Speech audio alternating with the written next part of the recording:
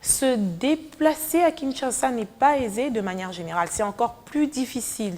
Pour les personnes vivant avec handicap, la ville ne prévoit pas du tout des infrastructures adaptées pour chaque personne. Selon ses limites, Kinshasa impose un spectacle presque choquant pour les personnes vivant avec handicap. Dans leur mouvement, ce sont des droits qui sont presque bafoués, d'où cette sonnette d'alarme. L'accessibilité aux infrastructures, un handicap pour les personnes vivant avec handicap à Kinshasa. Du transport public aux immeubles en passant par les gradins de trottoirs, rien ou presque n'est aménagé pour faciliter les déplacements et la mobilité du PVH.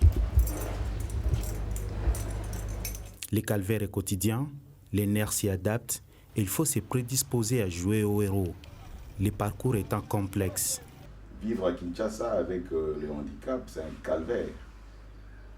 Vous imaginez, Kinshasa, c'est la seule ville au monde où une personne handicapée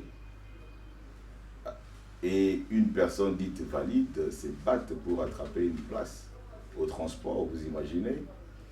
Et quand vous voyez comment le transport en commun est organisé, bon, je dirais, si les personnes handicapées de Kinshasa n'avaient pas des nerfs solides, ils seraient restés à la maison. Mais le fait de voir les personnes handicapées circuler dans cette ville, eh bien, ça prouve que ce sont des héros. Dans un contexte excluant le bien-être aux personnes à mobilité réduite, mieux vaut prévenir. C'est les défis psychologiques et financiers non minimisables. Quand même il y a la moto,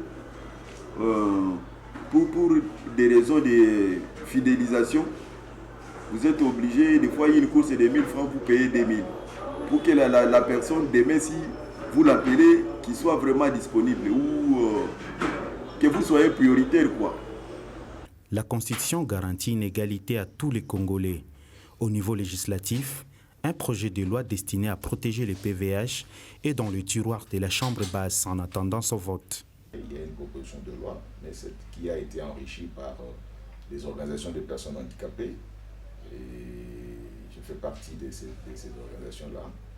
Et nous attendons la rentrée de la session prochaine pour voir comment nous sommes en train de sensibiliser les députés pour leur dire que le handicap, en fait, n'est pas l'affaire des autres. Le handicap, aujourd'hui, nous concerne tous. Donc, nous qui avons des handicaps visibles, nous ne sommes pas différents de vous. Parfois, qui n'avaient pas des handicaps visibles, mais qui avaient des handicaps lourds, mais invisibles. Lors de son adresse à la nation à l'occasion de la célébration de la Journée internationale dédiée aux personnes vivant avec handicap, Félix Tshisekedi s'est engagé d'accorder une attention particulière aux PVH car elles ont droit à l'épanouissement.